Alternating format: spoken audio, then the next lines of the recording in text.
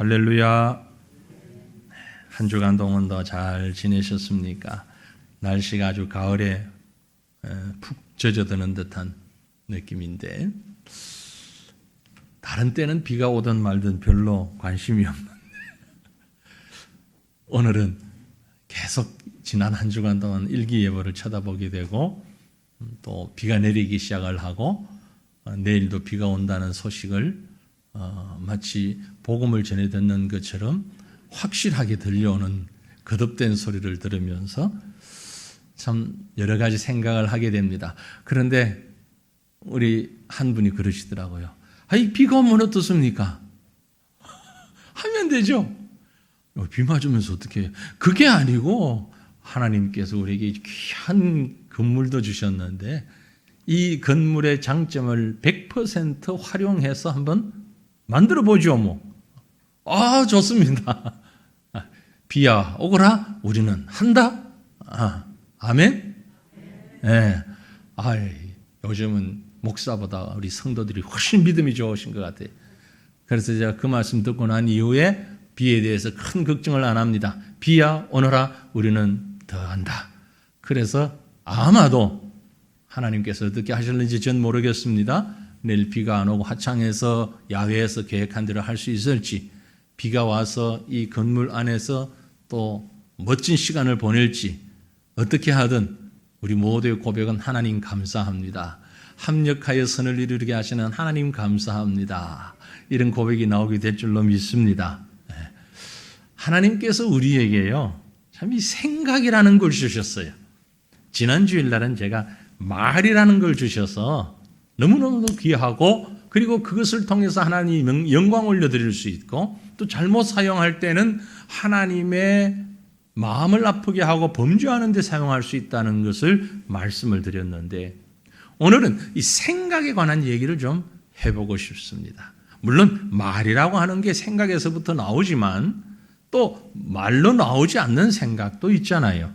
그래서 그 생각 가운데 정말 우리가 갖고 싶은, 또 가져야 하는 분명한 생각, 그것은 바로 하나님이 주신 생각, 하나님이 주신 지혜, 그래서 위로부터 온 지혜, 위로부터 난 지혜에 관한 말씀을 오늘 함께 나누기를 원합니다. 지혜와 지식은 다르지요. 같지 않습니다. 지혜와 지식은 분명히 다릅니다. 지혜는 지식을 쌓기 위한, 지식을 쌓아가기 위한 기본적인 능력, 그걸 지혜라고 그럽니다. 그리고 그 위에 지식은 지혜 위에 쌓여가는 것입니다. 탈무드에 보면 이렇게 나누었습니다. 지식은 배고픈 사람에게 물고기를 주는 것이고, 지혜는 물고기를 잡는 방법을 가르쳐 주는 것이 지혜다. 아주 간단하면서도 명확한 구분이 아닌가라고 생각해 봅니다. 그래서 지혜는 많아질수록 겸손해지고, 지혜가 빠져버린 지식은 많아질수록 교만해지는 것이죠. 산 꼭대기에 딱 양 한 마리만 지나갈 수 있는 외나무 다리가 있는데, 양쪽에서부터 양이 버티고 있습니다. 내가 먼저 가겠다는 거죠. 외나무 다리를. 그럴 때에 둘 다 갈 수 있는 좋은 방법이 있습니다. 이미 양쪽의 양이 두 마리가 다 거의 가운데쯤 왔어요. 어떻게 하면 둘 다 갈 수가 있겠죠? 둘 다 갈 수 있는 방법이 뭐죠? 지혜로운 분이 많이 계시지 않은 것 같으네. 여기서 지혜가 필요합니다.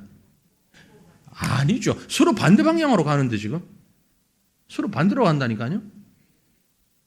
어떻게 하면 둘 다 지나갈 수 있죠? 뒤로 가지 않고. 자, 지금 드리는 말씀을 2부 예배에 참석하는 분들에게 힌트 주지 마세요. 그럼 2부 예배에 재미가 없으니까. 아주 간단합니다. 한 마리가 엎드리면 돼요.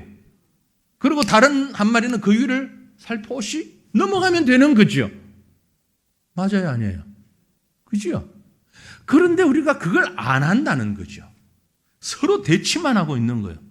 하나만 엎드리면 되는데 엎드리기를 싫어한다는 거예요. 그런데 우리 하나님은 말이죠, 이 세상에 오셔서 십자가에 넙죽 엎드리셨어요. 왜? 죄인된 우리가 지나가라고, 우리를 넘어가도록 하기 위하여서. 신앙이라고 하는 건 바로 그런 것입니다. 대처하는 것이 아니고, 마주보며 노려보는 것이 아니고, 내가 엎드려 다른 사람이 나를 통해 위를 지나가도록 만드는 거예요. 우리가, 또 우리 교회가 살 수 있는 아주 유일하고 최고의 길은 먼저 된 자들이 먼저 엎드리는 것입니다. 그럼 다 사는 거예요. 이것이 바로 믿음의 지혜입니다. 성경은 이런 지혜를 우리에게 가르쳐주고 있습니다. 지식을 쌓아가라는 말씀보다 오히려 지혜를 구하라고 성경은 그래서 말씀하고 있는 거예요. 잠언 4장 7절에 기록하기를 지혜가 제일이니 지혜를 얻으라. 지혜가 뭐다? 제일이다. 그런데 그 영어로 번역된 것을 제가 인용해서 적은 것을 보면 첫 번째다가 아니고 지혜가 무엇이다? principle, 기초다, 기본이다, 바탕이다. 지혜가 바탕이 되어야 된다. 내가 얻은 모든 쓴 것을 가지고 명철을 얻을지니라. 지혜가 우리의 프린시플이 되고 우리의 기본이 되고 우리의 가장 기초적인 것이 되고 그 위에 지식을 쌓아가고 우리의 경험을 쌓아갈 때 이것이 바로 하나님께서 우리에게 주시는 지혜, 지식, 삶의 신앙의 방법이 된다는 말씀입니다. 사랑하는 성도들이여, 지혜로운 믿음의 사람들이 되시기를 축원합니다. 이런 성도들이 많이 모이는 우리 교회가 될 수 있기를 간절히 소망합니다. 아멘 하자 그랬잖아요. 지난주에 약속했는데 지혜로운 성도, 지혜로운 교회 되시기를 축원합니다. 약속 잊지 말자고요. 아멘으로 말씀을 화답하고. 야고보서는 우리가 지난주에 본 대로 믿음의 성도들에게 특별히 3장, 지난주 본 말씀 3장 1절에도 내 형제들아 라고 말하면서 앞선 자들아 그런데 선생이 되지 말라라고 말씀했습니다. 경고했습니다. 사실 선생은 지혜와 지식을 전달하는 가장 앞장서 있는 사람들입니다. 그런데 되지 말라는 얘기는 그만큼 조심하라는 경고죠. 모든 사람들이 지혜를 원합니다. 그래서 그 지혜가 어떤 것이며 우리가 어떤 지혜를 어디에서 어떻게 얻을 수 있는가 하는 것을 오늘 본 말씀을 이어지는 말씀을 보면서 생각하고 또 은혜 받기를 원합니다. 여러분, 먼저 우리가 생각할 것은요, 세상의 모든 사람들이 지혜를 말합니다. 그런데 그 지혜는 차이가 있습니다. 무슨 차이가 있느냐? 근본적인 차이가 있습니다. 근원의 차이가 있어요. 어디에서부터 나온 것이냐? 어디서부터 시작됐느냐? 그 근원의 차이가 분명히 있습니다. 참 지혜는 위로부터 온 것이고 거짓 지혜는 땅에서부터 온 것입니다. 위에서부터 온 것이 무엇? 참 지혜. 땅에서부터 온 것이 거짓 지혜. 오늘 보면 15절 말씀을 보면은요, 이러한 지혜는 위로부터 내려온 것이 아니요 땅 위의 것이요 정욕의 것이요 귀신의 것이라고 말씀했어요. 이러한 지혜는 바로 앞에 있는 14절 마음속에 독한 시기와 다툼이 있으면 자랑하지 말라, 진리를 거슬러 거짓말하지 말라라고 얘기한 이 모든 그 앞에서 언급한 모든 이러한 것들은 즉 마음속에 독한 시기, 다툼, 자랑, 거짓말 이런 것들은 위에서부터 온 것이 아닌 가짜 지혜, 거짓된 지혜, 아래에서부터 온 것이다. 땅에서부터 온 것이다. 위로부터라는 말은 하늘의 지혜, 땅으로부터 사람의 지혜, 그런 말입니다.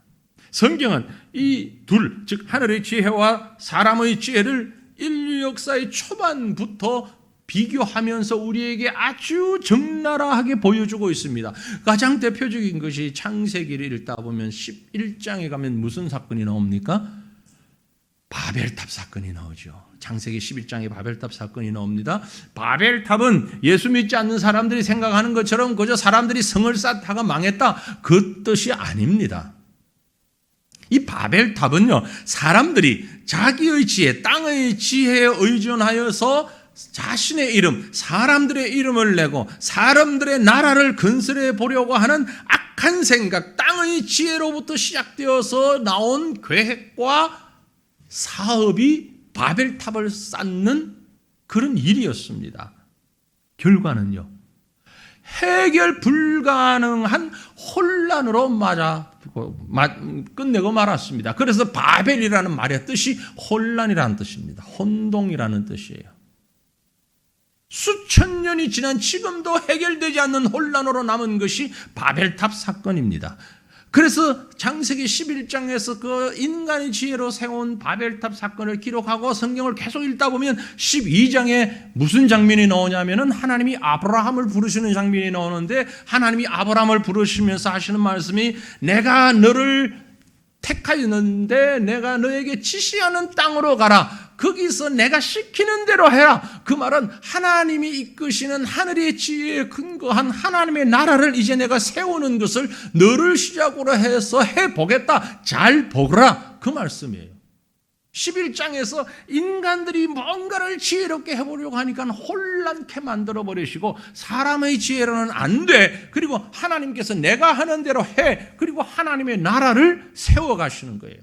그래서 성경 공부할 때도 여러 번 제가 말씀을 드렸습니다만 성경을 읽을 때 매우 중요한 갈림길이 창세기 11장과 12장이에요. 12장부터 창세기 12장부터 하나님이 세워가시는 나라에 대한 말씀의 기록이 요한계시록 끝까지 기록이 되어 있단 말이에요. 그 하나님 나라의 주인공이 바로 예수 그리스도고 그리스도로 인하여 구원받은 저와 여러분이라는 사실입니다. 하나님은 그 일을 만들어 가시면서 성경을 우리에게 보여주실 만큼 하늘의 지혜와 땅의 지혜는 완전히 다른 것이에요. 역사 속에서 보면은 이스라엘의 사울 왕이 골리앗이라고 하는 엄청난 문제를 맞닥뜨렸을 때 해결할 방법이 없잖아요. 그래서 자기가 가지고 있는 모든 군사와 모든 병사, 전력들, 무기들 다 동원해봐도 이 거인 골리앗을 이길 방법이 없는데 하나님께서 다윗이라는 꼬맹이를 하나 선택하셔가지고 그 현장에 보내주셨습니다. 어린 꼬마예요. 그래서 사울이 이 다윗의 용기를 보면서 어리지만 아무리 생각해도 이건 말도 안 되는 일이지만 하겠다고 하고 하나님 의지해서 하겠다고 하니까 사울이 어떤 행동을 하는가 하니까요, 다윗을 골리앗 앞에 내보내면서 사울이 자기 군복을 다윗에게 입히고 노투구를 그의 머리에 씌우고 또 그에게 갑옷을 입혔다고 성경이 기록하고 있어요. 생각만 해봐도 자다가도 우스꽝스러운 일이죠. 벌떡 일어날 만큼 우스꽝스러운 일이에요. 그죠? 사울이 입고 있던 군복, 갑옷, 투구 이런 것들을 아직 어린 다윗에게 입혔다 그러면 애가 옷 속에 묻혀서 모자 속에 투구 속에 묻혀서 보이지도 않을, 아니 그래 가지고서 무슨 전쟁을 합니까? 그런데 사울의 생각에는 저 골리앗을 상대할 이 군사가 우리 군사 가운데 없는데 그래도 다윗이 이 꼬맹이가 나가겠다고 하니 이렇게라도 해서 뭘 좀 안전하게 하면 낫지 않을까? 이게 뭡니까? 이게 바로 사람의 지혜예요. 최선을 다한 사람의 지혜예요. 성경을 읽다 보면 이런 부분들은 수없이 찾아볼 수 있습니다. 하늘로부터 시작된 지혜와 땅에서부터 사람으로부터 시작된 지혜의 차이가 있는데, 그러면 그런 거짓된 지혜, 땅에서부터 나온 거짓된 지혜의 특징들이 있어요. 그 특징이 뭐냐? 본문 15절에서 이것을 세 가지로 설명을 하고 있습니다. 15절 말씀을 보면 이러한 지혜는 위로부터 내려온 것이 아니요. 어떤 특징이 있다? 땅 위의 것이요. 거짓된 지혜는, 가짜 지혜는 땅 위에서 나온 것이다. 세상 지혜와 세상의 지식을 혼동하지 맙시다, 여러분. 이 세상에서는 놀라운 지식들이 많이 있습니다. 이 지식들을 우리가 많이 흡수해야 하고 배워야 합니다. 그러나 세상의 지혜는 우리를 결코 구원할 수도 없고 어떤 유익도 줄 수 없습니다. 지식은 받고 쌓아야 하지만 세상의 지혜는 검증 또 검증 또 검증해야 되는 거예요. 그래서 제가 앞에서 지혜와 지식을 먼저 구분해 드렸잖아요. 고린도전서 1장 21절 말씀을 보면 하나님의 지혜에 있어서는 이 세상이 자기 지혜로 하나님을 알지 못하므로 하나님께서 전도의 미련한 것으로 믿는 자들을 구원하시기를 기뻐하셨다고 했어요. 기독교인들이 전도하는 걸 보면 예수 안 믿는 사람들이 제일 많이 하는 말이 뭐죠? 무식하다 그래요. 에이, 무식한 사람들. 그들의 눈에는 무식해 보여요. 아니, 꽃 피는 봄날, 단풍놀이 하기 좋은 가을날, 피서하기 좋은 여름에, 스키 타기 좋은 겨울에 왜 교회를 가냐고요? 그럼 안 좋은 때가 언제 있어요? 아이, 저 어리석은 사람들이, 저 우둔한 사람들이 맨날 주일만 되면 교회 간다고. 집안 형제들 모임도 못해. 친구들끼리 모여서도 놀러도 못 가.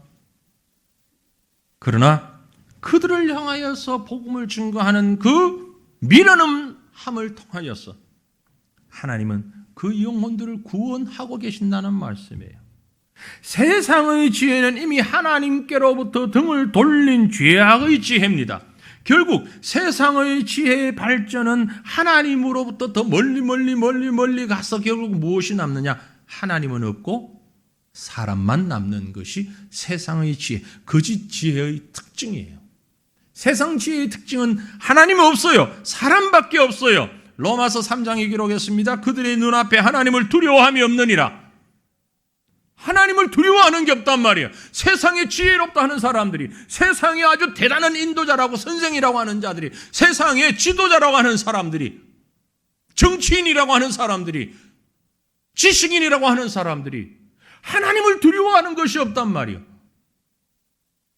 그러나 성경은 무슨 말씀을 합니까? 여호와를 경외하는 것이 지혜의 근본이라고 했어요. 거룩하신 자를 아는 것이 명철이라고 했어요. 이걸 빼고서는 지혜를 논할 수가 없습니다. 그래서 세상의 지혜는요, 하나님이 없는 거짓된 땅 위의 지혜예요. 이런 하나님 없는 거짓 지혜는 출처가 어디냐? 그래서 거짓 지혜의 출처는 정욕이에요. 본문 15절 다시 봅니다. 이러한 지혜는 위로부터 내려온 것이 아니요 땅 위의 것이요 정욕의 것이라고 그랬어요. 정욕의 것이라고. 땅의 것은 근본적으로 시작이 어디서 나왔느냐? 정욕으로 나왔다. 정욕. 여기 정욕의 것이라는 말의 원어, 성경 원어, 헬라 원어를 보면 프시케라는 단어를 썼어요. 이 프시케라는 단어는 아주 익숙한 단어인데 바로 목숨, 생명, 호흡 그런 뜻이에요. 그런데 여기서 얘기하는 프시케는 영적인 것과 반대되는 육신적 그런 의미를 가지고 사용된 단어입니다. 세상의 지혜는 영적인 것이 아니고 육신적인 것, 즉 정욕적인 것. 이 정욕적인 것이라는 말은 그리스도 안에서 변화된 성령의 임재를 경험한 중생한 사람들이 아닌 죄악의 본성에서부터 나온 육신에 속한 자들, 그런 말입니다. 동일한 단어, 여기 정욕적인 것이라는 푸시케라는 동일한 단어를 다른 성경에서는 뭐라고 썼는가 하니까 유다서 1장 19절에 이 사람들은 분열을 일으키는 자며 육에 속한 자며 육에 속한 자, 성령이 없는 육에 속한 자라고 했어요. 그 번역을 보면 무슨 뜻인가 하니까 세상에서 얻게 되는 정욕적 지혜는 육신에서부터 시작하여서 육체를 사용하고 육체를 만족해 하는 동물적 본능의 지혜, 그런 얘기입니다. 동물의 세계에 보면 어떻게 그렇게 하는지 동물들도 짝짓기도 잘하고 먹이 간수도 잘하고 자기 새끼도 잘 돌보고 하잖아요. 그죠?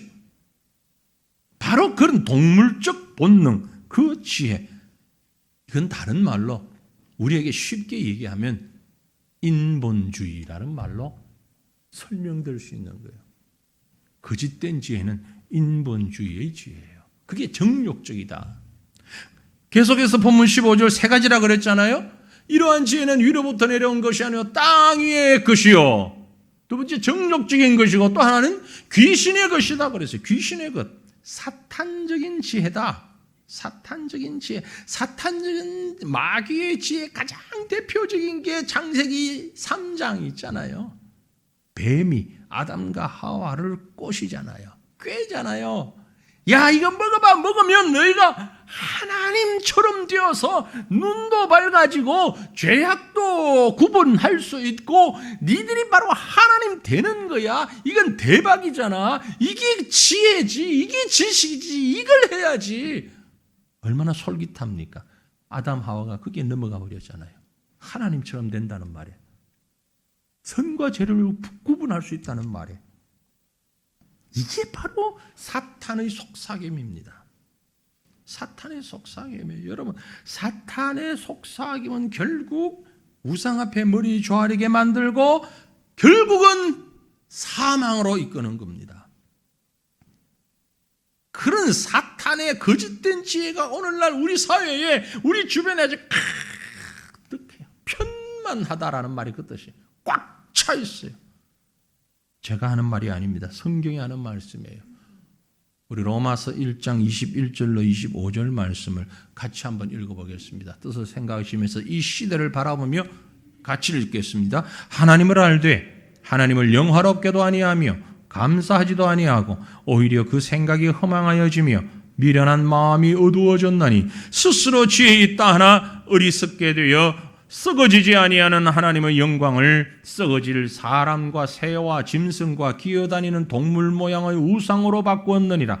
그러므로 하나님께서 그들의 마음의 정욕대로 더러움에 내버려 두사 그들의 몸을 서로 욕되게 하게 하셨으니 이는 그들이 하나님의 진리를 거짓 것으로 바꾸어 피조물을 조물조보다 더 경배하고 섬김이라. 주는 곧 영원히 찬송할 이시로다. 아멘. 지금 이 시대의 모습 아닌가요? 그렇죠? 하나님 다 알아요. 안다고 그래요. 그런데 영화롭게 하지 않아요. 감사도 하지 않아요. 허망해요. 미련해요.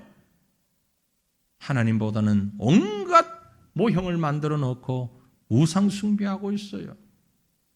그러므로 사랑하는 성도들이여, 우리는 하늘의 지혜를 구해야만 합니다. 어떻게 구할 수 있습니까? 기도함으로, 유일하게 기도함으로 하늘의 지혜를 우리가 얻을 수 있어요. 이 목사의 말이 아닙니다. 성경의 말씀입니다. 야고보 1장 5절에 너희 중에 누구든지 지혜가 부족하거든. 부족합니까? 어떻게 하라고요? 모든 사람에게 후히 주시고 꾸짖지 아니하시는 하나님께 구하라. 그리하면 주시리라. 아멘. 아멘. 지혜가 부족하십니까? 하나님께 구하십시오. 결국 우리는 하나님이 주시는 위로부터 임하는 지혜를 얻어야 한다는 말씀입니다. 그러지 아니하고서는 다른 근원으로서는 어떤 지혜도 얻을 수가 없고, 얻었다고 생각하는 그 지혜가 우리를 분쟁과 갈등을 부르는 원인이 될 수밖에 없는 것입니다. 사랑하는 성도들이여, 하나님이 주시는 위로부터 오시는 참 지혜를 소유할 수 있기를 주님 이름으로 축원합니다. 그러면 이제는 또 한 가지를, 근원이 다르다고 했는데, 하늘의 지혜와 땅의 지혜 출발된 근원이 다르다고 했는데, 그 다음에 생각할 것은 오늘 말씀이 주고 있는 것은 뭐냐면은 근원이 달랐기 때문에 나타난 결과인데 영향력의 차이가 있다는 거죠. 두 지혜의 영향력이 분명히 다릅니다. 참 지혜, 위로부터 온 지혜와 거짓 지혜, 사람의 지혜, 땅에서부터 난 지혜는 영향력도 특징도 완전히 다릅니다. 그럼 먼저 참 지혜, 하늘로부터 임한 참 지혜의 특징이 어떤 것들이 있는가? 한마디로 얘기하면 예수님 닮아가는 것이 참 지혜입니다. 예수님 닮아가는 거예요. 13절에 말씀했습니다. 너희 중에 지혜와 총명이 있는 자가 누구냐? 그는 선행으로 말미암아 지혜의 온유함으로 그 행함을 보일지니라. 온유함이 있어요. 온유하다라는 말은 연약하다는 말과는 다릅니다. 전혀 다른 말입니다. 온유하다, 모데스트라는 단어인데 연약하다, weakness라는 단어는 전혀 다릅니다. 온유한 것과 연약한 것은 분명히 달라요. 온유함은 절제된 능력이 있어요. 그런데 그 능력이 절제되어 있는 것을 온유하다고 하는 겁니다. 그래서 성경적인 온유한 사람은요, 자기를 위해서 일하는 자가 아니라 하나님을 위하여서, 하나님의 다스림 안에서 하나님을 위하여서, 그리고 다른 사람을 위하여서 일하는 사람입니다. 온유한 사람이 어떻게 만들어지느냐? 지난주에 우리가 보았던 말씀 가운데 3절을 보면 말에게 재갈을 먹인다 그랬잖아요. 그렇죠? 기억나시죠? 말에게 재갈을 먹인다.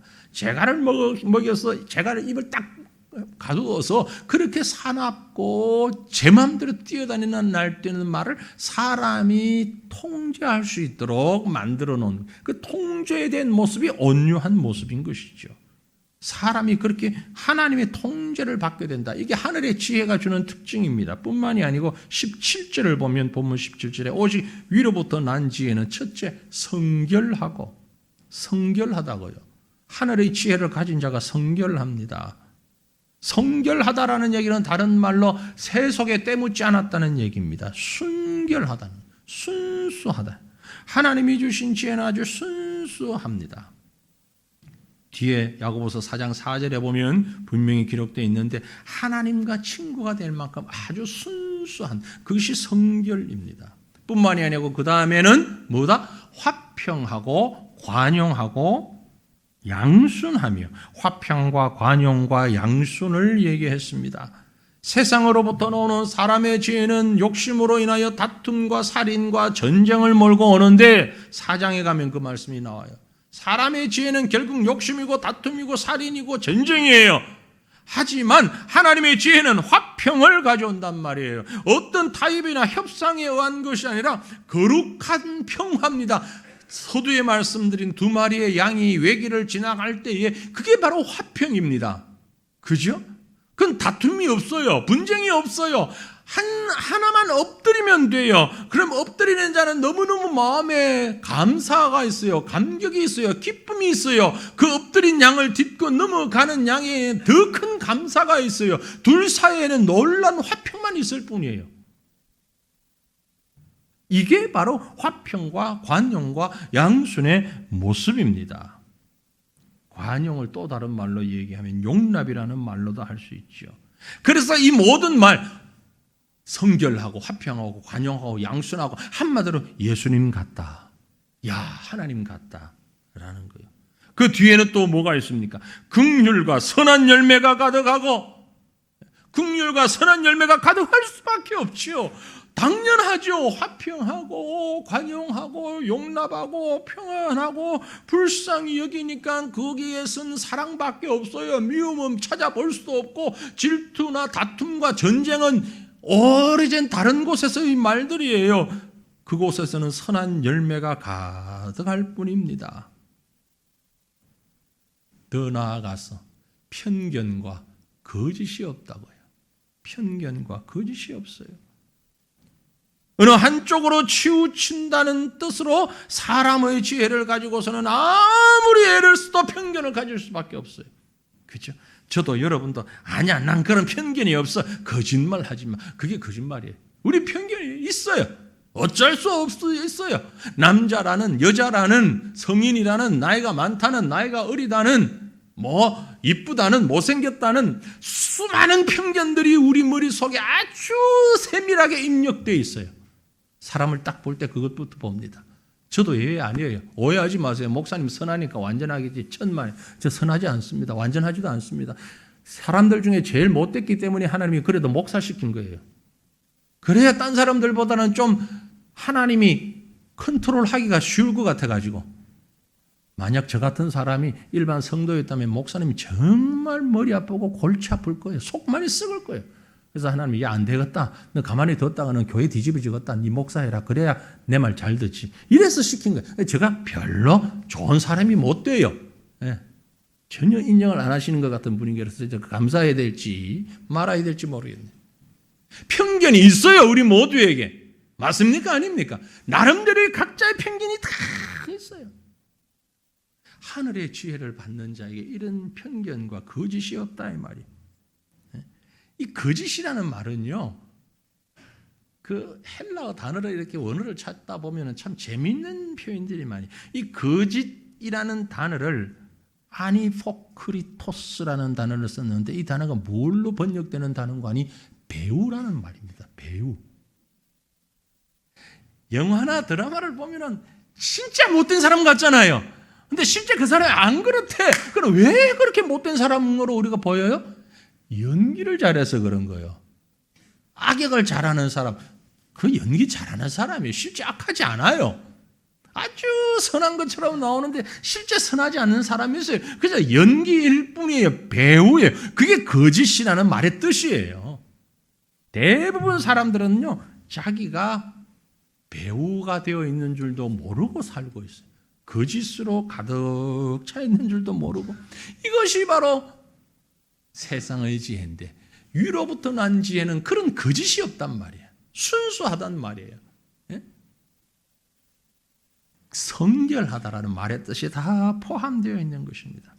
하지만 이런 하늘로부터 위로부터 난 지혜와 달리 거짓 지혜, 즉 세상으로부터 난 지혜의 특징들이 있는데 그 세상으로부터 난 지혜의 특징이 뭐냐면 한마디로 사람이 중심이 되어 있습니다.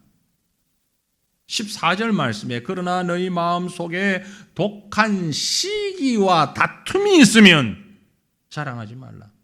세상으로부터 난 거짓 지혜의 특징은 시기와 다툼이 있어요. 질투가 있습니다.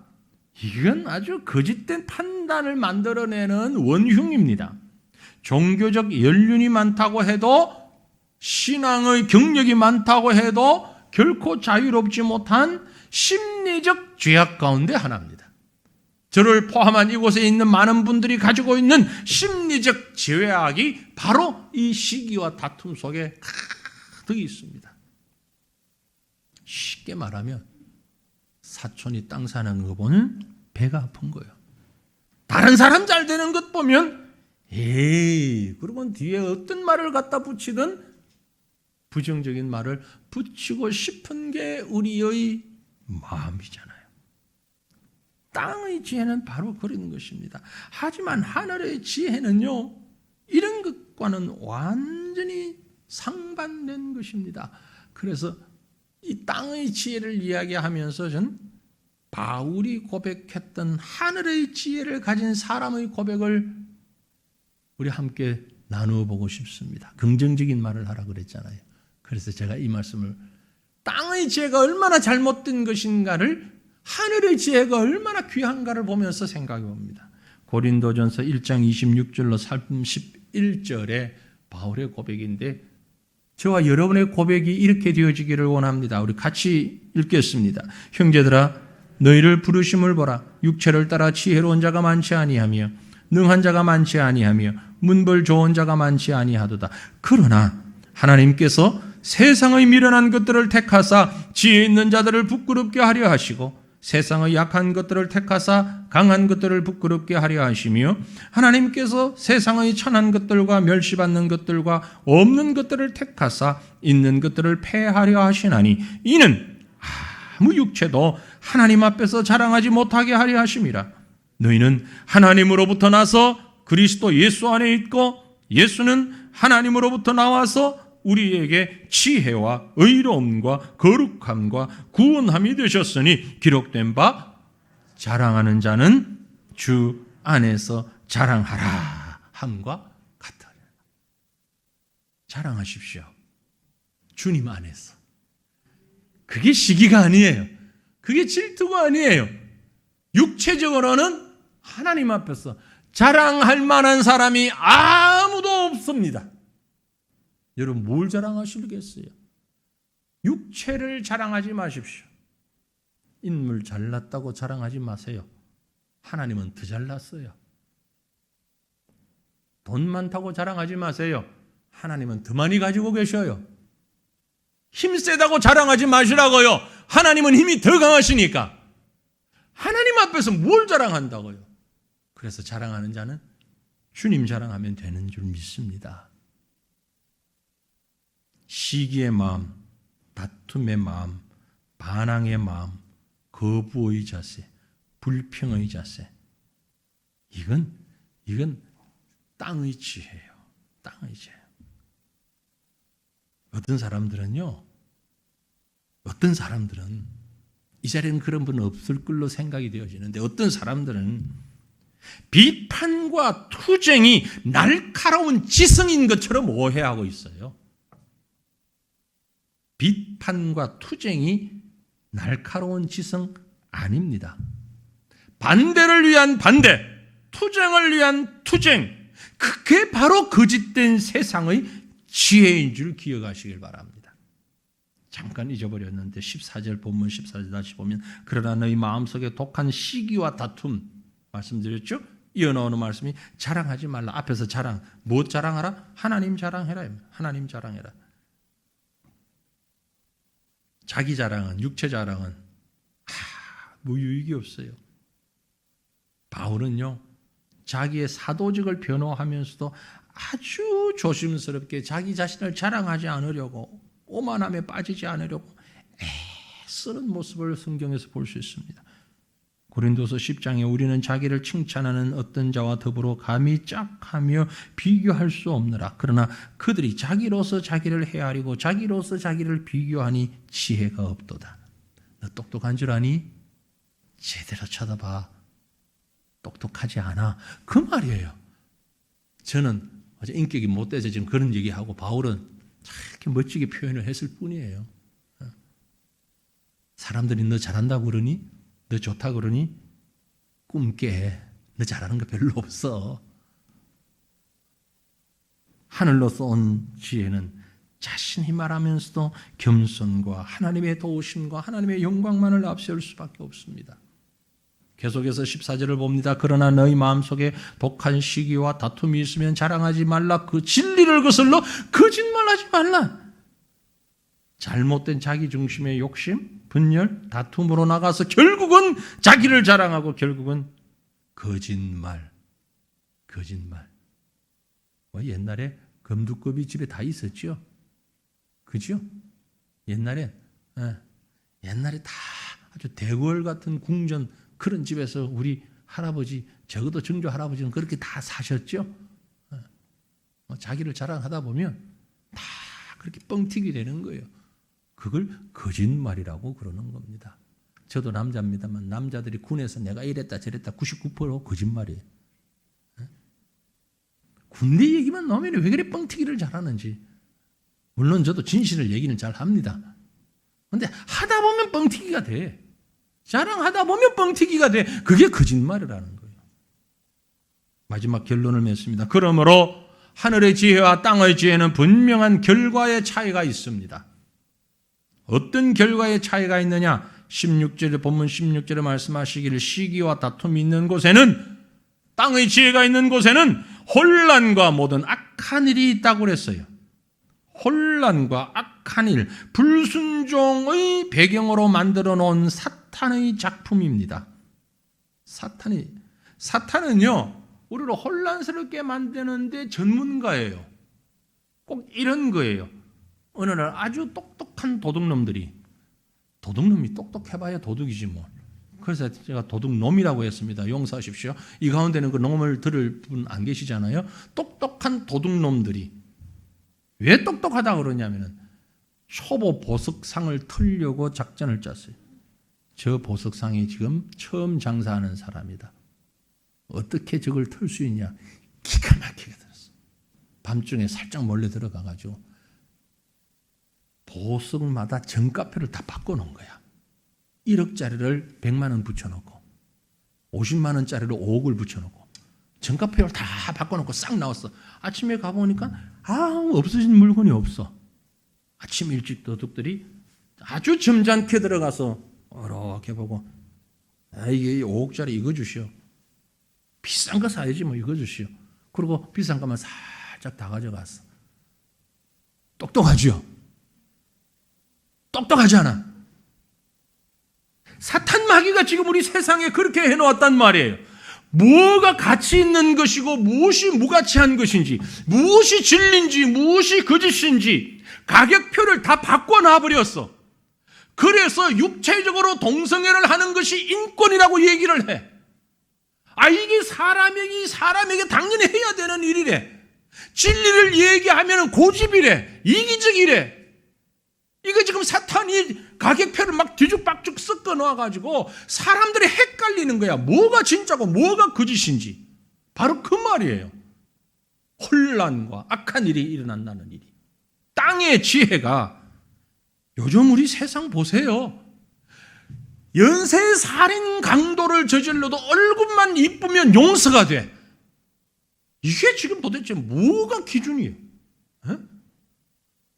아니 세상 말로 그렇게 흉악한 범죄인데 얼굴만 이쁘고 아주 날씬하고 미스 코리아급이면 다 용서가 되고, 배가 고파서 빵 한 조각 훔쳐도 얼굴이 산도적같이 생겨있으면 이건 무기징역감이야. 그래야 안 그래요? 기준이 바뀌어버렸어. 뭐가 진짜고 뭐가 가짜인지 몰라. 이게 거짓 지혜가 우리에게 안겨다 준 결과입니다. 여러분 심각하게 받아들이셔야 돼요. 자꾸 환경 얘기하고 인권 얘기하고 현실 얘기하고 다 중요한 얘기입니다. 그런데 분명한 질서와 기준을 가지고 정가표를 볼 수 있어야 돼요. 숙련된 보석상 주인은 딱 보면 알아요. 이게 진짜다, 이건 가짜다, 이건 얼마짜리다, 이건 적어도 얼마짜리다, 다 압니다. 그런데 초보자는 그걸 모른단 말이에요. 믿음의 사람들은 알아요. 그러나 믿음이 연약한 자는 무엇이 진리고 무엇이 가짜고 무엇이 진짜인지 모른단 말이에요. 반면에 참 지혜는 화평을 심고 그 화평으로 인하여 의의 열매를 거둔다고 본문 18절 말씀합니다. 화평하게 하는 자들은 화평으로 심어 의의 열매를 거두느니라. 그래서 참 지혜를 근거로 살아가는 성도는 언제나 회복과 치유의 시간들을 경험하며 온전함을 향해 나아가는 방향성을 바로 가지고 있습니다. 일시적으로 혹시 아픔과 어려움이 있다 할지라도 그것은 새로운 열매를 위한, 완성을 위한 일시적인 것으로 알고 그 자리에서 묵묵히 참고 성도의 본분을 잃지 않습니다. 한마디로 영적 질서 안에서 살아가는 것입니다. 아름다운 의상을 만들기 위해 제단사의 손에서 찢겨진 천은 더 높은 가치를 위해 새롭게 조화롭게 만들어집니다. 하지만 계속 찢어진 상태로만 있으면 그건 한낱 천 부스러기에 불과할 것입니다. 회복의 은혜가 함께 할 수 있기를 바랍니다. 사랑하는 성도들이여, 하나님이 주시는 위로부터 오는 지혜를 통하여서 모든 질서가 회복되고 그래서 의의 열매가 가득한 이런 은혜가 함께 있기를 간절히 소망합니다. 믿음의 참 지혜로 우리 자신의 삶을 하나님 앞에 맡겨놓은 믿음의 모습으로 승리하는 저와 여러분, 우리 성도의 모습 되시기를 주님의 이름으로 축원합니다. 기도하십시다. 한 마음으로 통성으로 먼저 기도합니다. 하나님,